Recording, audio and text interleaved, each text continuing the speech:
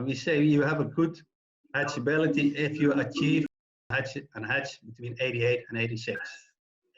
Average about 85 and 84. And we say it is too low when it is below 83%. So it's very important to know your benchmark. And that we also achieve this, we see in this graph. I did last year an analysis of our best 20 flocks.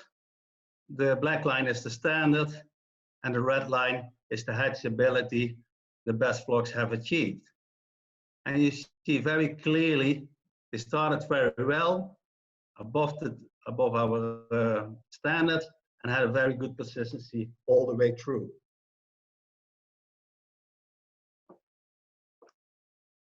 But how do we achieve this good hatchability? It's very important that you know the test, that you know how the testis development will take place. In this table, I will highlight two important periods. The first period is the period between 2 and 12 weeks. In that period, the prepubertal period takes the Sertoli cells development place. And the Sertoli cells are very important for the semen production later on. If we have more cells, we have more opportunity to get more semen.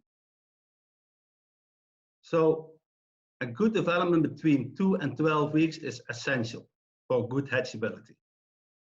Another important period is the period between 20 and 24 weeks. In that period, 75% of our testis development takes place, especially after light stimulation. So you see that is approximately about 25 till 30 grams.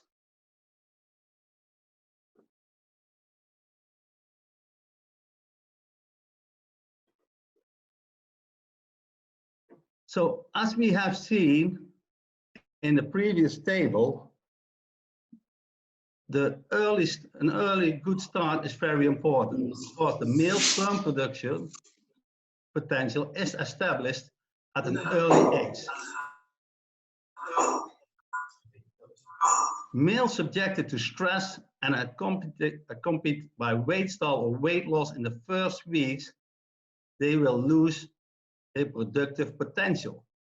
And this is explained in the table below, table 1. So in the table 1, you can see how a good testis development should take place.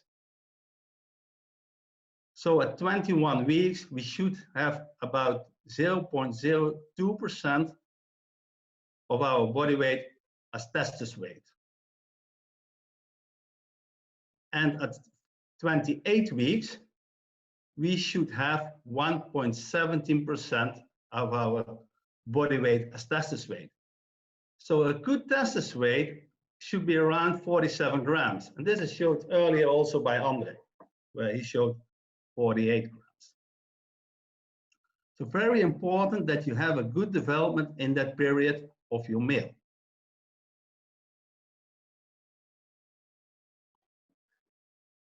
Now I go further to the male development. So what are the key points? You have 3 phases. You have the early development phase, the maintenance period, and finally from 16 weeks, we would like to see an increase in body weight.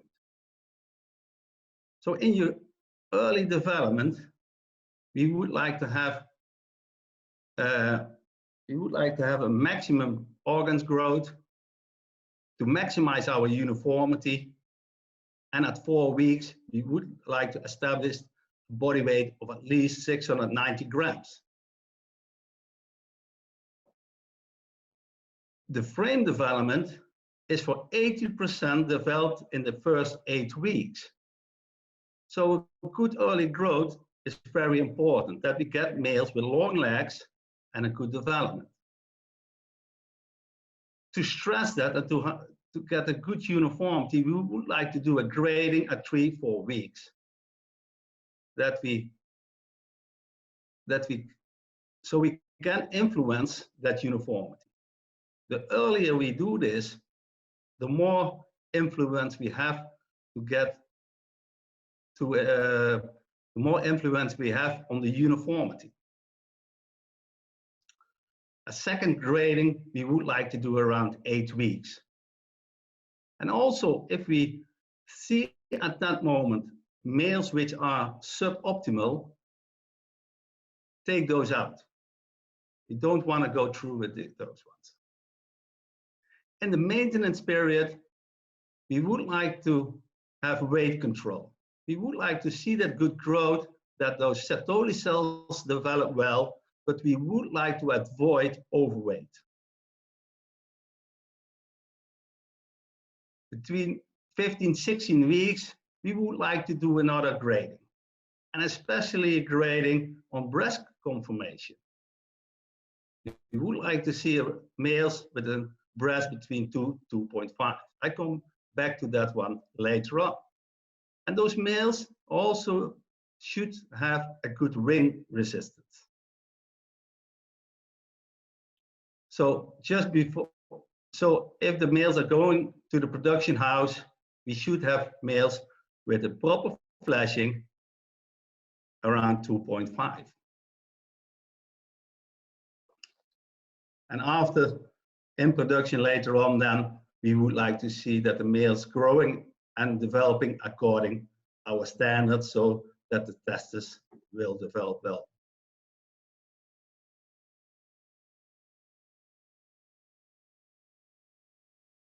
So what are our guidelines for the males? It's very important that you have a low density, lower as your females. 3.6 to 4.3 males a square meter is ideal. Feeder space, a male from 5 weeks onwards, we would like to see that the male have between 18 and 20 centimeters feed space. If you have feeder pans, we normally calculate with 8 to 10 males per pound. And if you have an oval pan, you can have a little bit more, 10 to 12 males. And it is very important to obtain that high uniformity, that all males are able to eat simultaneously.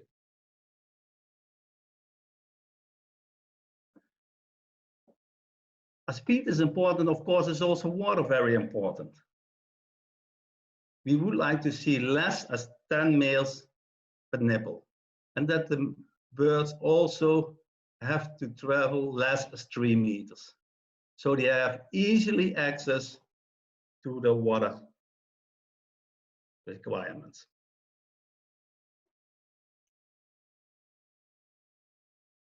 So the rearing weights are displayed in this table. So again, I have highlighted the most important periods. The 4 weeks body weight is for me a very important period. I would like to see 609 grams as a minimum. So we develop a strong bird with a good frame, which we can easily keep lean in the production. At 12 weeks, we would like to achieve the body weight of 1675.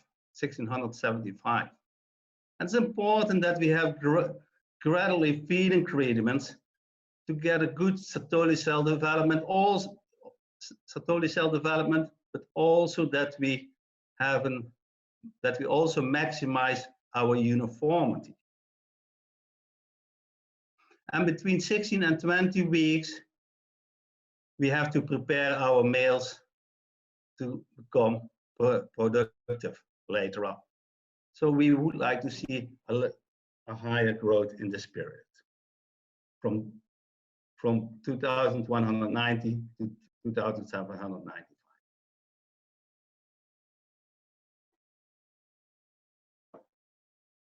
So focus on the high uniformity. And as I explained before, to obtain this, to get this, is an early grading important, essential. I like to see it before 4 weeks. Why? Because we would like to separate the fast and the slow eaters. And in that early, if we do it early, we have more influence on the frame development. At 4 weeks, normally already 50% of our frame is developed. The later we do it, the less influence we have on that frame.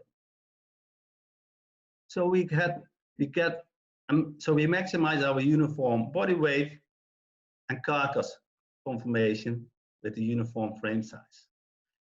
Every time you do your grading, also handle those males and evaluate the flashing.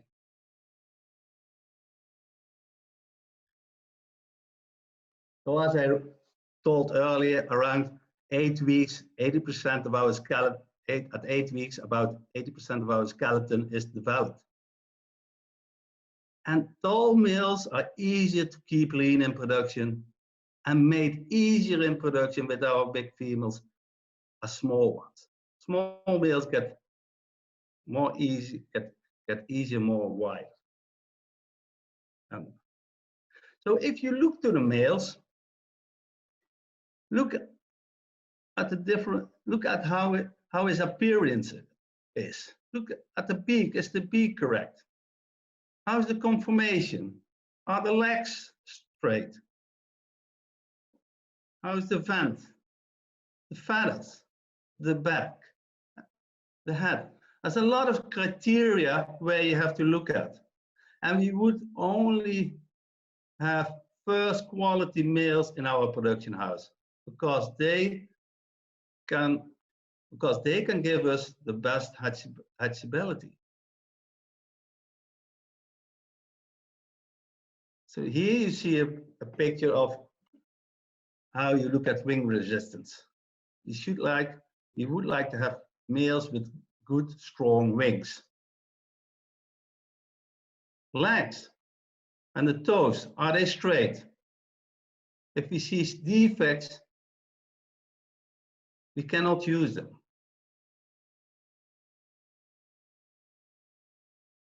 So finally, at 20 weeks, we would like to have a good uniform flock.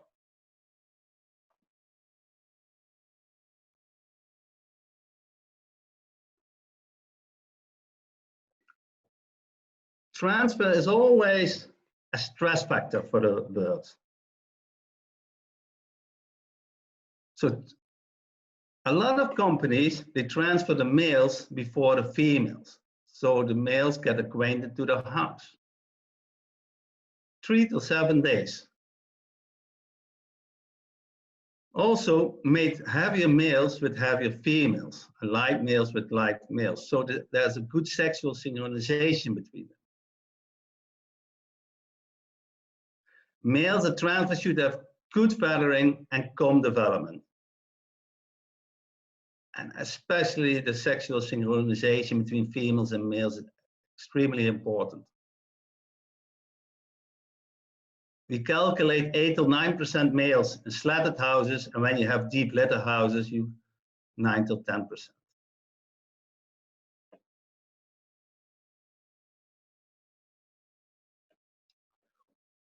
What is an ideal weight differential? In general, around 20%. If it exceeds really too much, you see more aggression in your poultry house. So the males will chase the females, and you see more injuries and wounded birds, especially side tears. So in general, about 20% is ideal throughout the flock.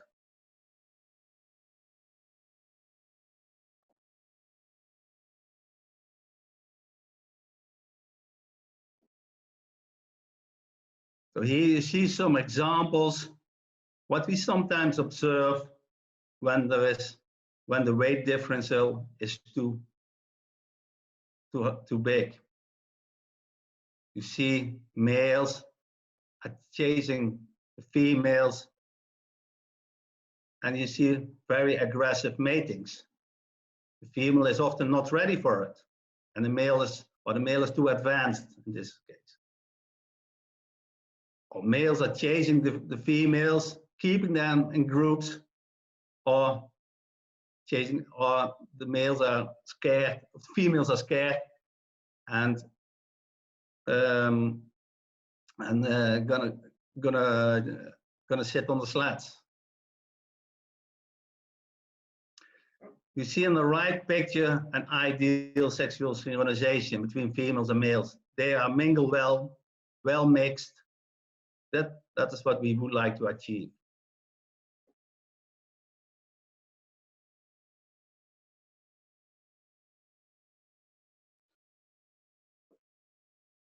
The male feeding is a very important topic. Our males are able to eat among the females in general between 25 and 26 weeks. So we see in quite a few cases that the males are getting it too heavy in that period. So you have to consider this. What we also see, and you have also to consider, if the males are eating among those females, that is a higher number of males, you have a higher density on your feeder panel chain, which can give some extra stress, especially when you have tight feed space. And you have also to consider that you don't give your females too little food at that period. So control that body weight is very important, and you have to control the male body weight from transfer till depletion.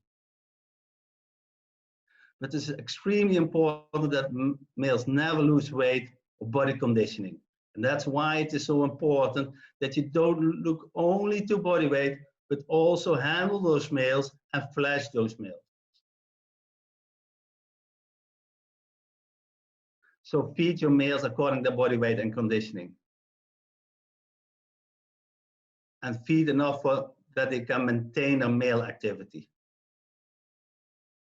In general, we speak about 80 to 90 kilocalories per kilogram body weight.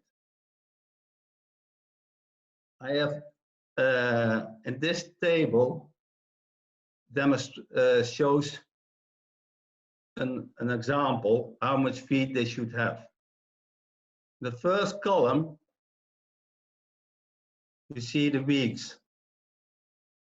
Second column is the body weights. I have taken here the average of our guide. I have taken the kilocalories, how much they need per body weight. So for example, at 20 weeks, 89 kilocalories per kilogram body weight. So if you take 89 kilocalories times this body weight, then you will find this 248 kilocalories in total. If you have a feed of 2,700, that means that you require 92 grams of feed.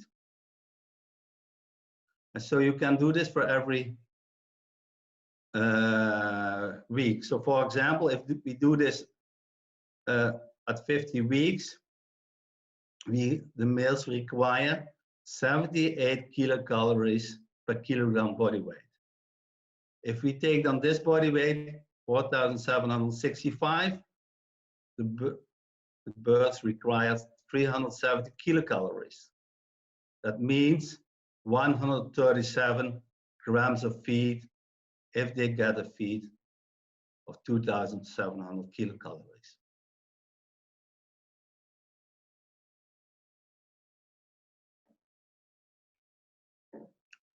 The male feed distribution. This is a very important point for the uniformity. The feed space is what we would like to see is around 18 to 20 centimeters with a trough chain. 8 if you have a oval or round pan, about 8 or 10 males per pan. And if you have an oval feeder pan, 10 to 12 males. It's very important that you have that you have the correct height, because often we see that males, that the height is, especially when the litter is building up, the height is not correct, and also that some females are eating among those males.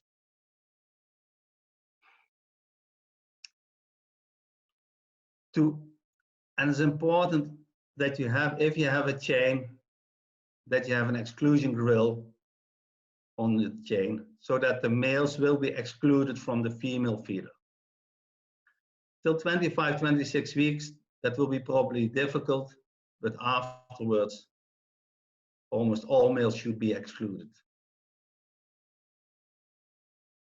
Feed always the males the same time as the females.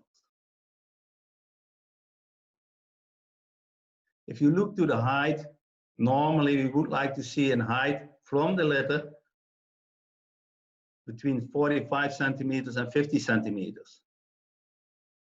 So if the litter is building up, you have to adapt your feeding system. And the feed should be distributed fast, so that all males can eat at the same time. You see different feeding systems, a chain along the wall, and here you see the oval pan feeders.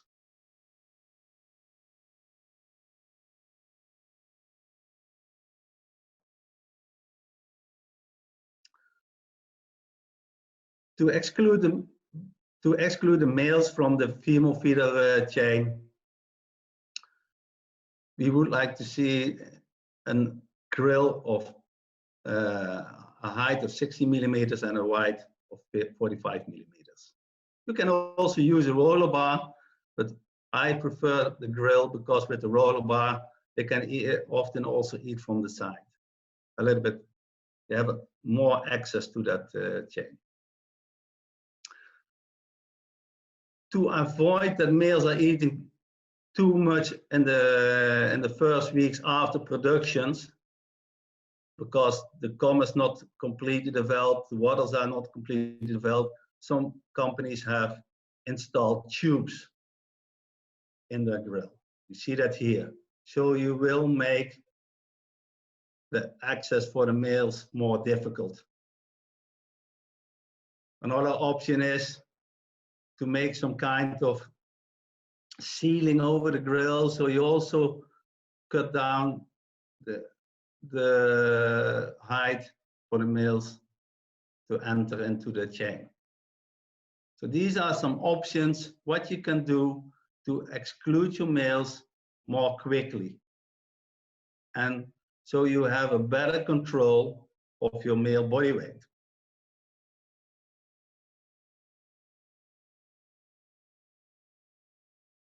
Here are some pictures what we don't want to see.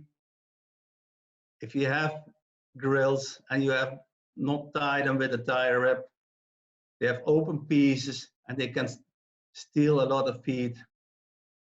Also here you see that. And males, our male is very feed efficient and can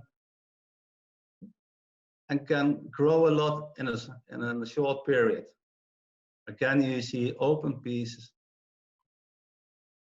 Also the corners, if you don't close them, there's a lot of feed over there where the males can eat. Here again, some open piece. So check your feeder system. If everything is closed well and the males are not able to steal.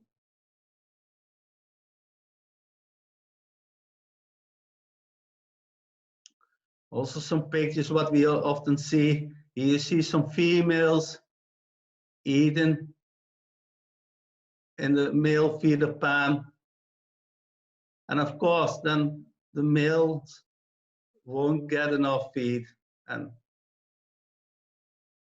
often we see this when the litter is building up. Also, it's important that you have a male feeding system where the male feeder pans are not swinging, because here only a few males can eat, the very dominant males. And often we see then that you get a very bad uniformity.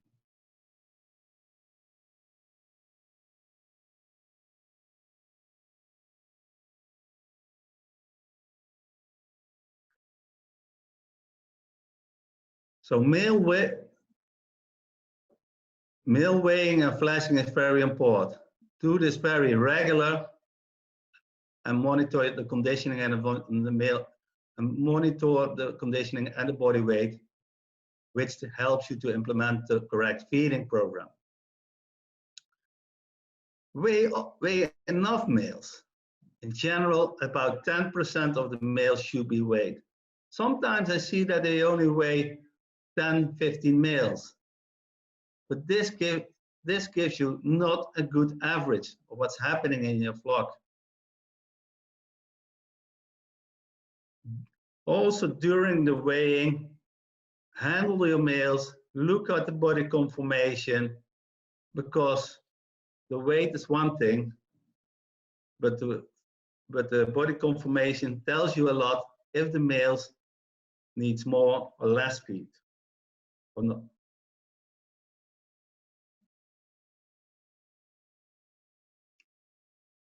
So the male body weight is one good tool, but the breast conditioning and the flashing is a more important tool. For example, flocks can have a similar body weight, but really a different body composition. And I have that demonstrated here with an example. If you have two persons and they both weigh 100 kilograms, person A is 1.9 meters and the other person is 1.7 meters.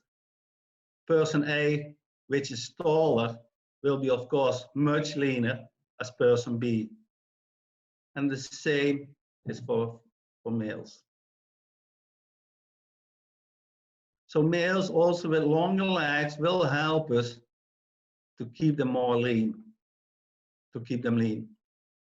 We don't want to see those very overfleshed males because they are not able to mate very easily.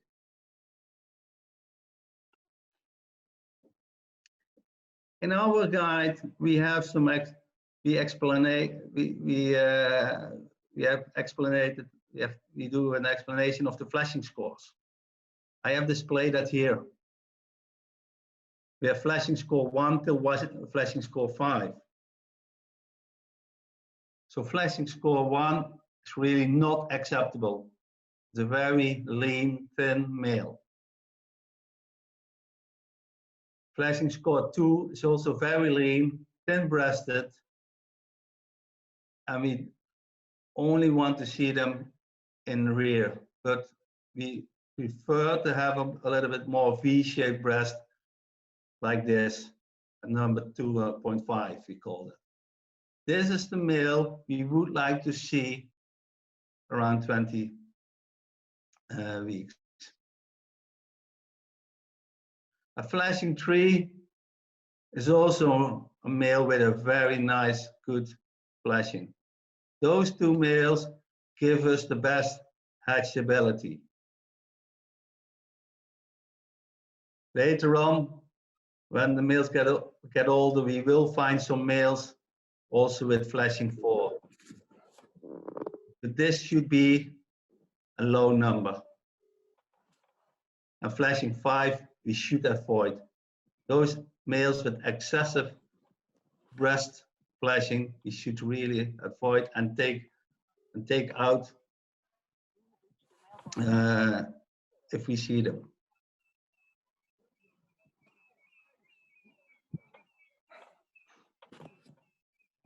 So to do a flashing evaluation, you can make, for example, an Excel sheet. And there you put 1 till 5, and then you score every male. This is the ideal flashing what we would like to see. So at 20 weeks, 2.5, at 60 weeks, an average of 3. So this could be an example how the flashing condition of the males should look like.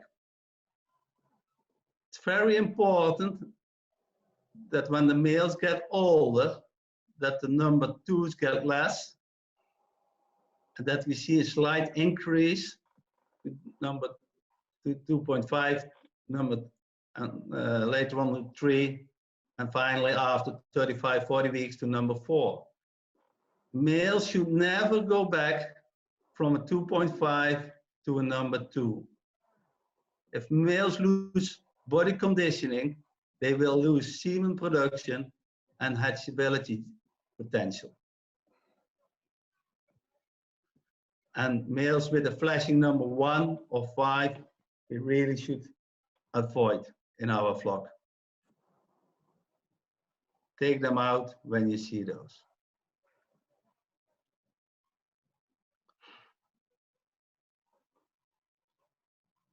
Here's a graph where the male breast scores are done versus the hatchability. So the blue line is our standard hatchability. The green line is the hatchability of the customer. And here is, and the light blue line, the yellow line, red line, black line, and orange line are the different flashing scores. So you see a very good hatchability till 42 weeks. We have some males with score 1, which we really don't want to see. But after 28, 29 weeks, probably they have been culled and you don't see any males of 1 anymore. Score 2, we have some males with score 2, but also those males, they sharply decrease and finally get less and less. Males with score 3, you see an increase till around 41, 42 weeks, and then it decreased a little bit between the period 47 and 56 weeks. Males with score 4, the yellow line, we see an increase from 24 weeks till about 47, 48 weeks. And what we also see is when we lose some hatchability over here, after 42 weeks, we get more and more males with score 4. So we have to be careful. So probably in this case, we have the males are getting too heavy here, and we got too many males with 4. And the males with number 3, the good potential males, decreased a little bit too fast. So you see there's a nice correlation with this. So what are some symptoms of good quality males? So we would like to see the keel bone, which is red. The hocks, which are also very red. A nice red cloaca, which is active. Red dots on the legs. And of course, nice red testes if you open the male, which have a weight at least above 35 gram with ideal 40, 45. And Andre explained also a little bit about the blood vessels. Too red is not good, so it should be balanced.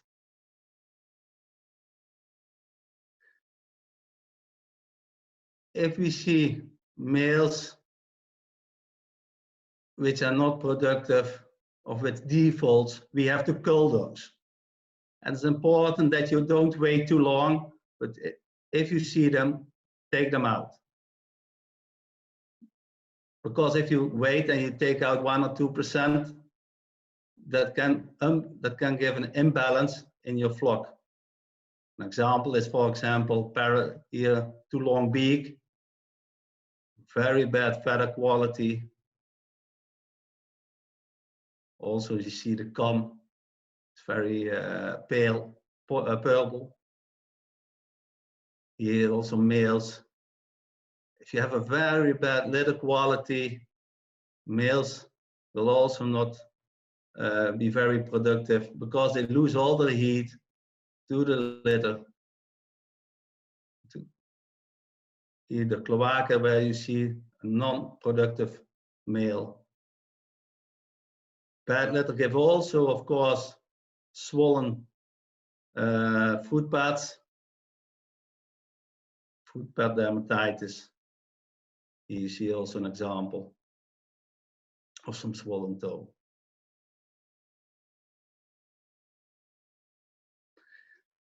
We do a lot of analysis, and this is also one of the analysis which I would like to show to you. These are 4 flocks. So the black line again is our standard hatchability, and we see 2 companies of 2 flocks which are very clear, much better than the other 2. So very nice peak hatch, and the yellow drops after 58 weeks, and the green at 55. So you lose some persistency over here. But when we look at the flocks, the red and the gray one, the gray one is still okay till 32 weeks, but then lose persistency very quickly. And the red flock has not a very good peak hatchability, and also persistency is low. He's probably done some spiking, that's why it increased a little bit. So what I would like to show you is how those birds have been fed, the feeding program. So I have looked to their actual body weight and what they should require according our standards for their body weight. So I have put that as a standard on 100%. So if they got 100% feed of 100%, if they reach the 100%, they are fed exactly according our standard. What we see in general, all 4 flocks are fed below our target. But this is also explainable because the males are able to steal some feed from our females. So they can eat among the females. So most flocks are getting slightly less, and because that is taken into consideration. But then we see the flocks which are got the best hatchability, the green one and the yellow one, are fed according our standards, slightly above our standards. So the red one and the gray one, which had the worst hatchability, they are really fed below our standards. So for example, at 40 weeks, then the body weight is 4.65 gram. The male requires about 359 kilocalories.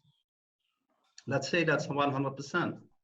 And then the red line, the red flock, has just got 85%. So that means it cuts, instead of that 78 kilocalories per kilogram, just 67. So those males are really underfed. And underfed males, you get a lot of variation. You will have a lot of males which are very heavy, and a lot of males which are losing conditioning.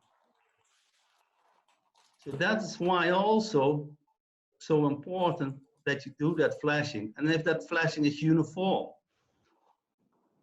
So you will lose your uniformity, and those males maybe not always are very slim, very thin, but still they lose their activity. So to feed them according to body weight is crucial, and handle those males.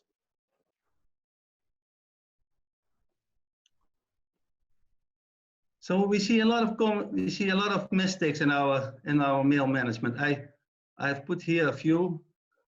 I've put here a few graphs from companies, what we have seen. Often we see that the body weight is too low. And too low body weight, then we see often a lower uniformity of the males, and also a less developed frame with short shanks, where we have more problems in production, because often those males with short shanks are getting overfleshed very easily and don't mate easily. Another point is, what we see often is around between 25, 26 weeks, the males, this is the male's body weight, the black line, and then the green line, you see the actual body weight. Males grow according to the standard till 24, 25 weeks, and people forget to increase the feed on time. And later on, we see that the males grow less as they should be, then losing conditioning. Again, here a similar example. The black line is the standard, and you see several flocks, they go all under the line between 25 and 30 weeks. And of course, later on, we pay the price, and we lose the hatchability. So very important that you increase your feed on time, and that we don't lose that conditioning. So do flashing in combination with weighing to determine the correct body condition.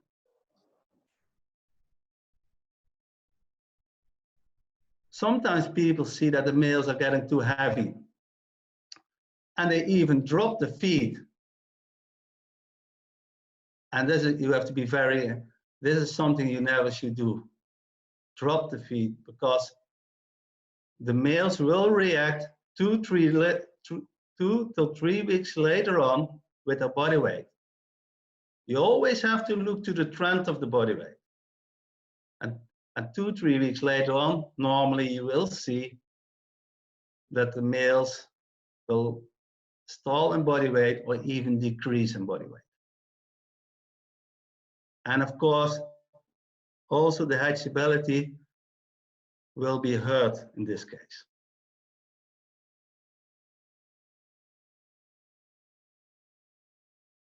If you have the opportunity to give a separate male feed, it is an advantage, because males require less protein and calcium as females. So it makes the management more easy to control your body weight in production. And we have seen this mainly after 35 to 40 weeks.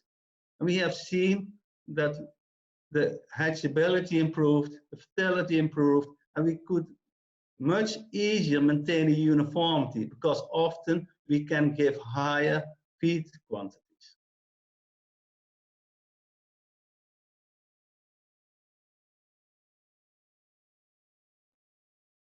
A lot of companies also, of some companies, not a lot of, but some companies, they also have, they use the program, the male program with spiking.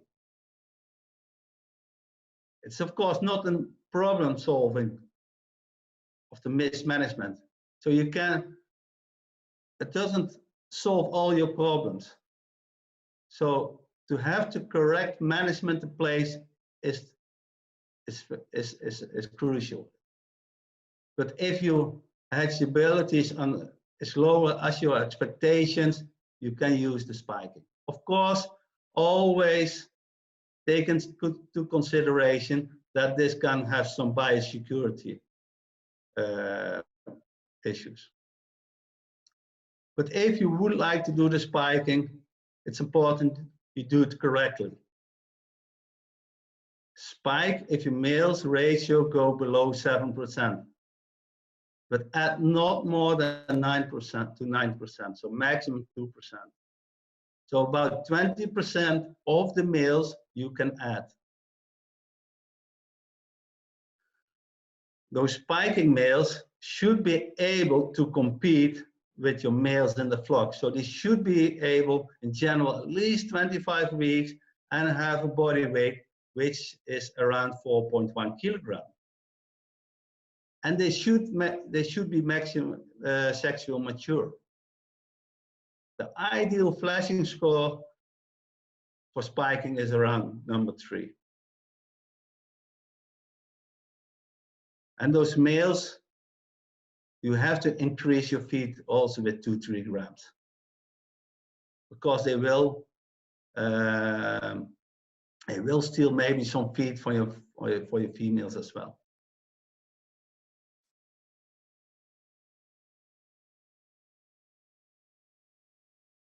So finally, I'm coming to my summary. So the cob male has a very high hatchability potential. It starts with a good brooding, because we would like to obtain for good skeleton development in the first 4 weeks. Males which have at 4 weeks 690 grams and which finally will have tall legs. In production, if you have a slatted house, use maximum 8.5% males. If you have deep litter, you can have a little bit more, go between 9 to 10%. But essential is that you have a good sexual synchronization between your females and males, that they mingle well, and that you avoid aggression in your flock. Aggression will also have an effect on your production, not on only on mortality, but also on production later on. Make sure your males develop between 16 and 24 weeks according to top standards. As we have seen, from 16 and 24 weeks, the testis development takes place. And we would like to maximize this to get a good hatchability. Increase your feed on time in the male feeder. In general, after 25-26 weeks, we would like, you have to take into consideration that your males are not eating among those females anymore, and you have to increase. In general, companies give about 5-6 grams more in that period.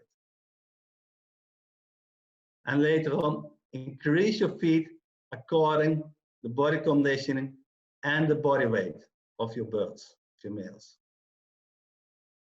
After 30 weeks is a general rule about 2 to 3 grams every 3 weeks. But haven't gradually increased every few weeks. If you see males with defects, cull them directly, and don't wait till you have a number of those males together, because this can give some imbalance in your flock.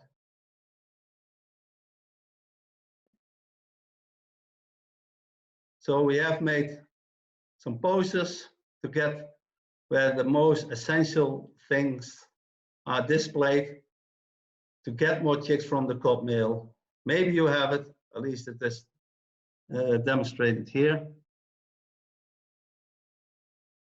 Thank you very much. And when you